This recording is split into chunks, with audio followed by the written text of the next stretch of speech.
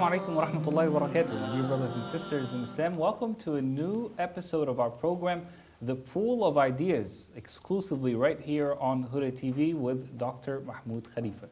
In this very special episode, inshallah, we will begin talking about a new ideology that exists in the world that we live in today. From the sound of it, it sounds like it is a modern type of ideology, but we'll find out about it with the doctor in just a moment, inshallah. In this episode and also in the next episode, we'll be talking about postmodernism. Postmodernism. Doctor, if we can begin by defining this concept, I'm guessing it has something to do with modernity in one way or another because it's called postmodernism. Your thoughts? Actually, it is very hard to define postmodernism because it's a collection of ideas rather than a straightforward ideology. Postmodernism is more about what it denies than what it affirms. So postmodernism could be simply defined as a way of looking at the world that mistrusts all grand narratives, all philosophical schools of all grand narratives, all ideologies that try to organize man's existence on earth. For example, postmodernism would consider Islam as a grand narrative. A grand narrative here is not a good idea. What is a grand narrative? A grand narrative is like an ideology that tells you about the purpose of man on earth, that claims to organize man's activities, political, social, and it gives him guidance in many fields, interprets the world for him. So a grand narrative is a way of looking at the world, of organizing the world, of giving it a purpose. So Islam, for example, is a totalitarian idea because it exhausts the social and political phenomenon by giving guidance in all fields of life.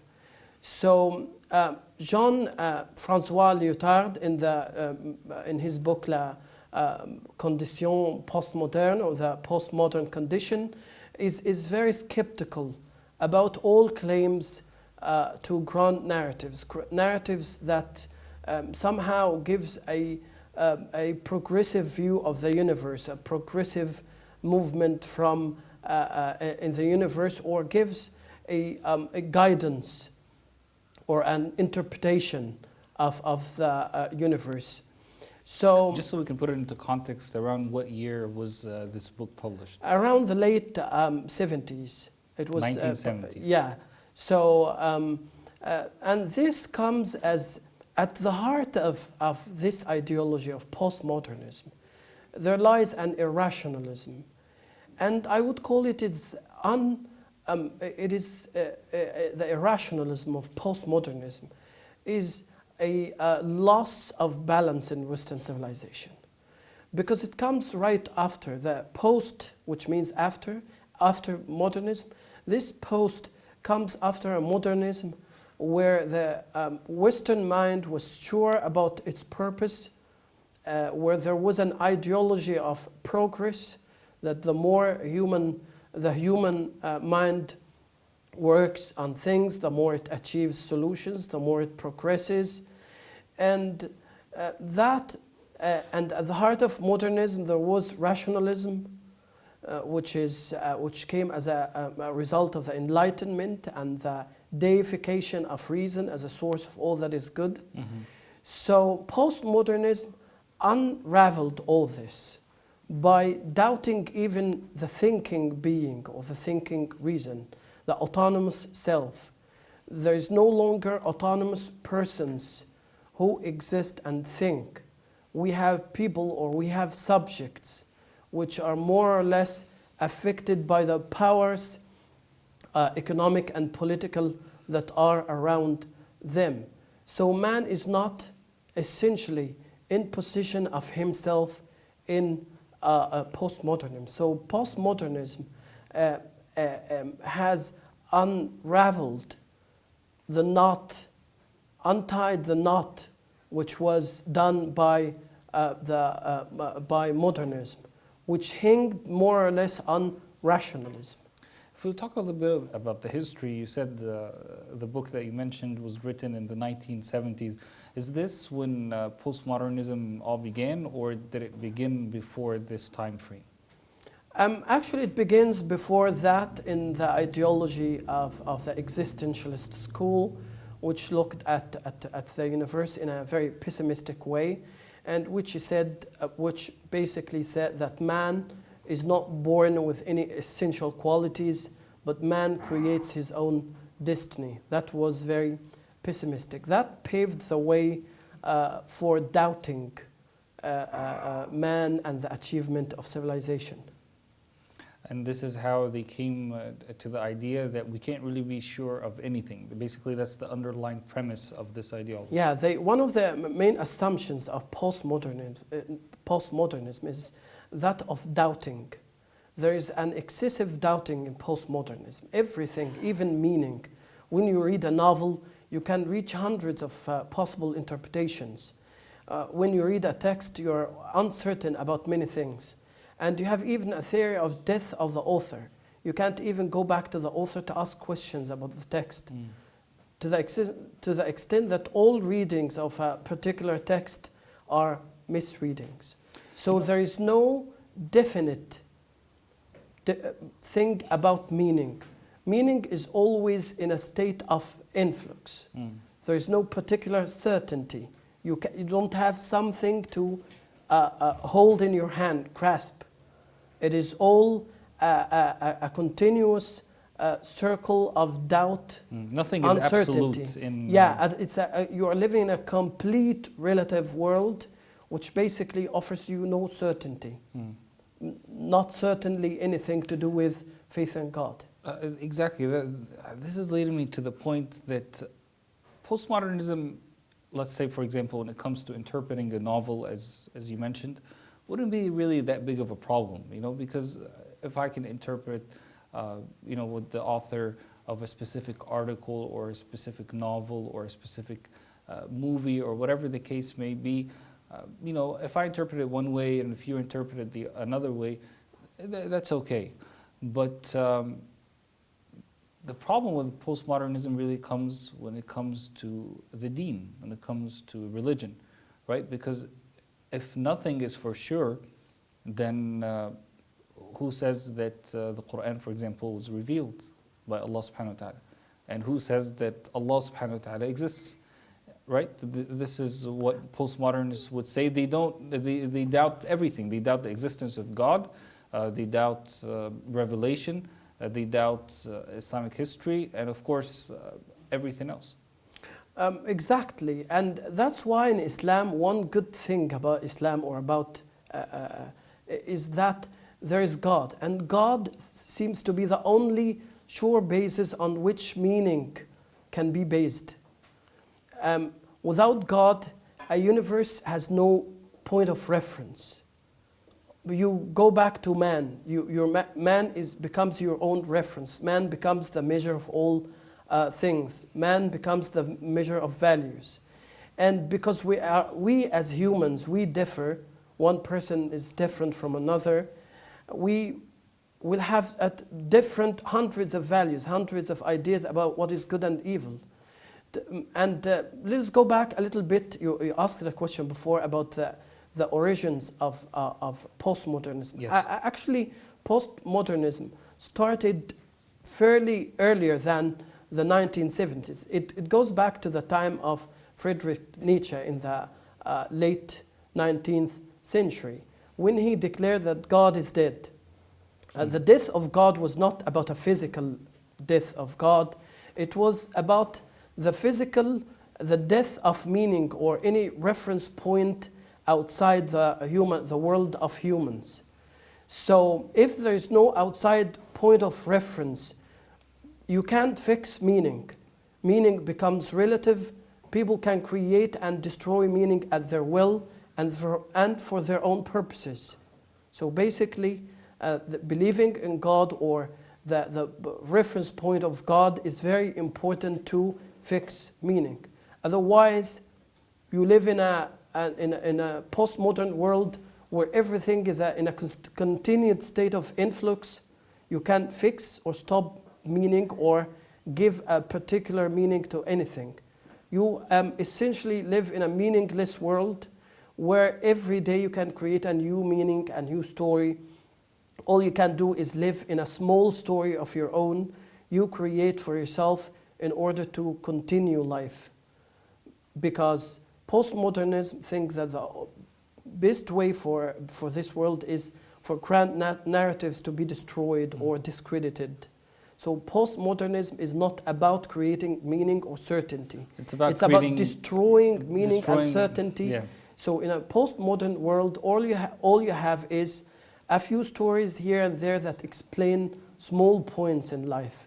But you don't have an overall narrative, an overall point of view that would give purpose to an otherwise purposeless world. As you said, a grand narrative. We'll take a short break, inshallah. My dear brothers and sisters, when we come back, we will go a little bit in depth about some of the principles of postmodernism. Obviously, we've said some of the main points of this ideology right here, but we'll go a little bit in depth and talk about some more principles of this ideology, inshallah. And don't ever forget that, inshallah, in the next episode, we will be talking about Islam versus postmodernism. We'll show the fallacies of this ideology and the greatness of Islam, inshallah. We'll be back in just a moment, so please stay with us.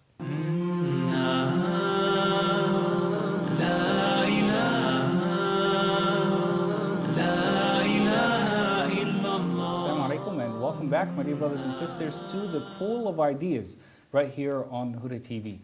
We are continuing to talk about the ideology of postmodernism, and in this segment, inshallah, we will go beyond the definition and the history of this ideology. We've talked a bit about the principles that postmodernism came to promote. We'll talk a little bit more about some of these principles here in this segment, but in a different light. We will be comparing and contrasting Islam versus postmodernism. Dr. Mahmoud Khalifa, welcome back. Thank you. Let's begin by talking about the idea that there's nothing absolute in postmodernism. While if we compare that to Islam, we will see that there are certain things that are absolute. Postmodernism, if I understood correctly from your discussion, basically nothing is really answered. There is nothing absolute truth. But in Islam, there are absolute truths. Your thoughts?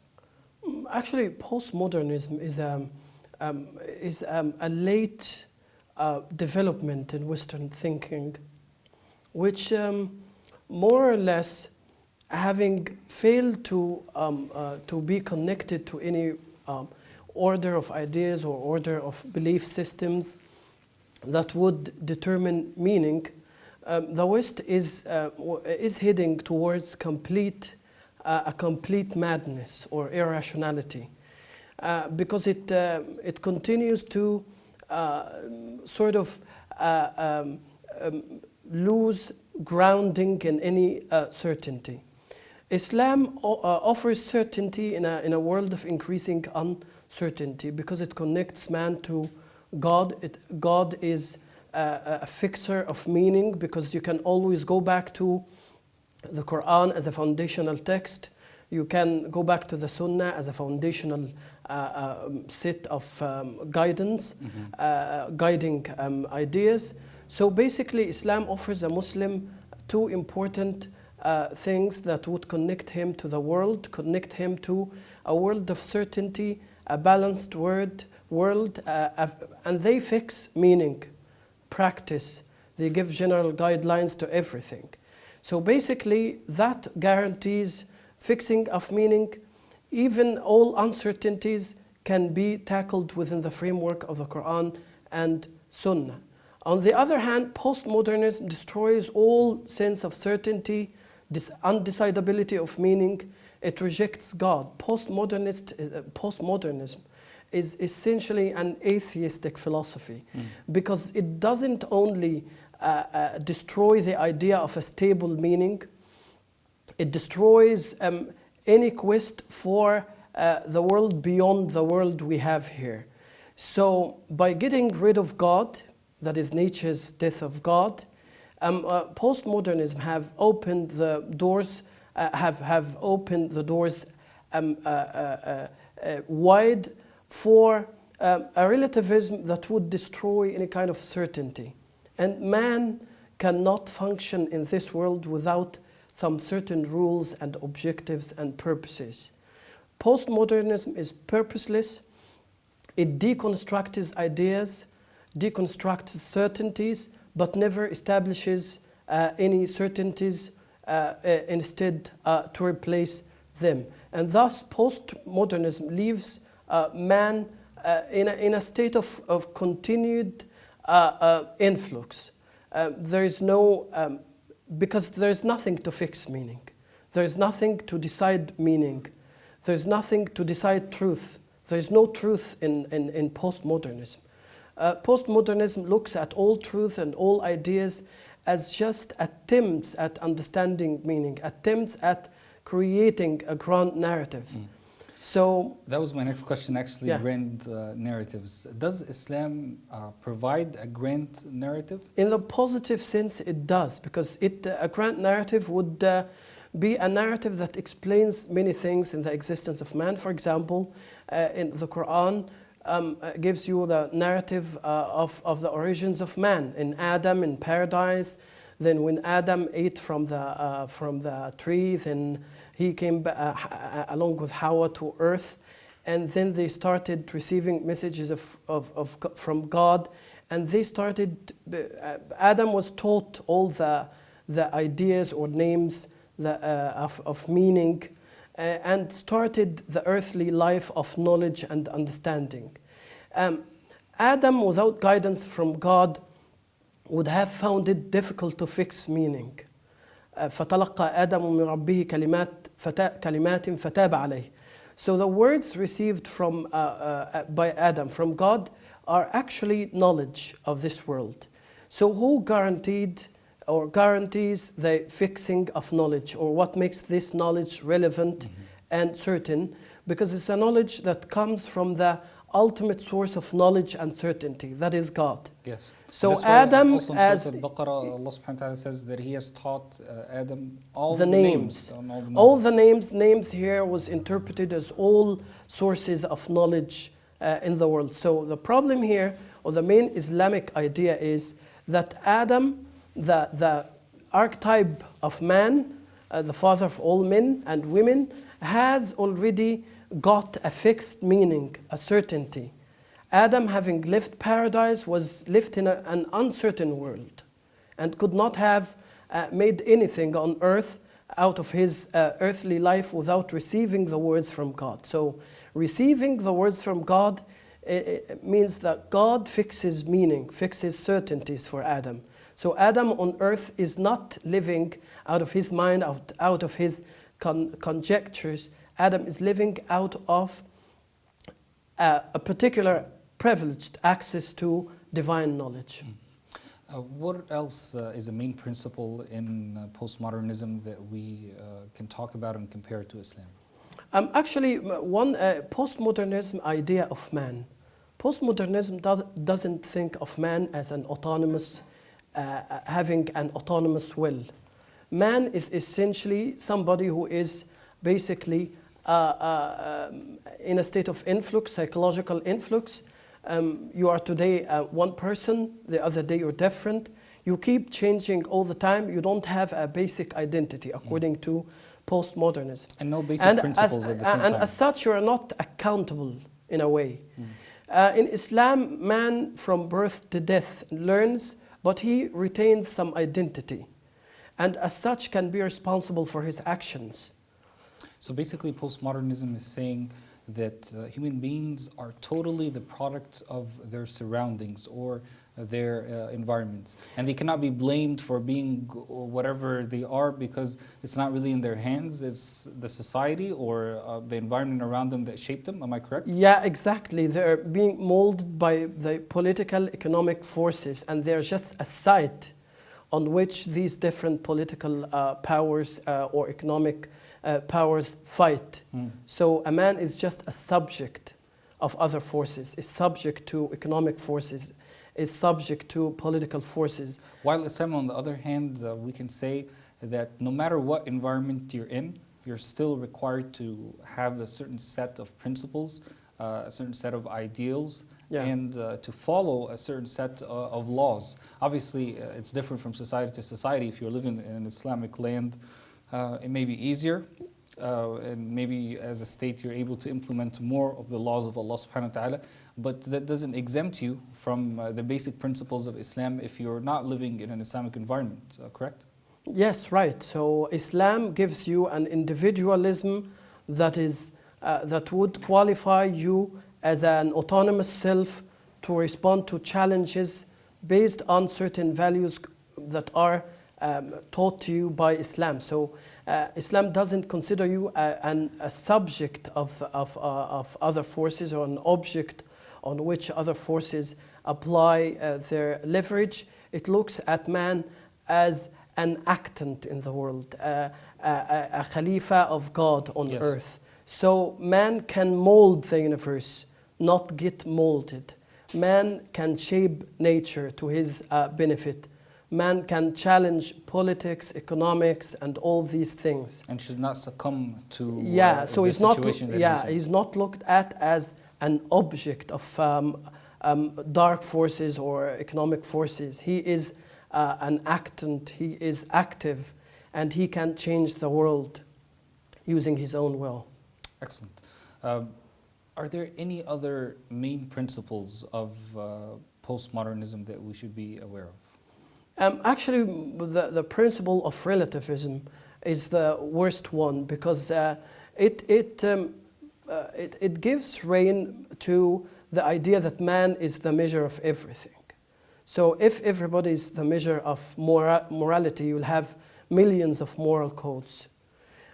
So by putting Islam at the heart of its, by putting man, by absolving man of any commitment to any grand narratives or any great ideas like great religions like Islam, it absolves him of all commitment to anything. So man is, because he's in a state of influx, there is no standing morality. He decides what is right and he decides what is wrong for himself. So adultery, there's nothing called adultery because the basic thing is enjoyment, pleasure-oriented society. So one of the ideas of postmodernism is somehow we are in a pleasure-oriented society, and as such, what satisfies man is right, what makes him lose pleasure is wrong. Thank you so much, Doctor, for being with us, and this is definitely a very important topic, Islam and post-modernism. Alhamdulillah Rabbil Alameen, for the blessing of Islam, as always. It's my pleasure. Jazakallah khair. My dear brothers and sisters, we hope that this episode was of benefit, inshallah. In the next episode of the Pool of Ideas, we will be talking about a new ideology and comparing it to the greatness and the perfection of Islam. Until then, take care of yourselves. Wassalamu alaikum wa rahmatullahi wa barakatuh.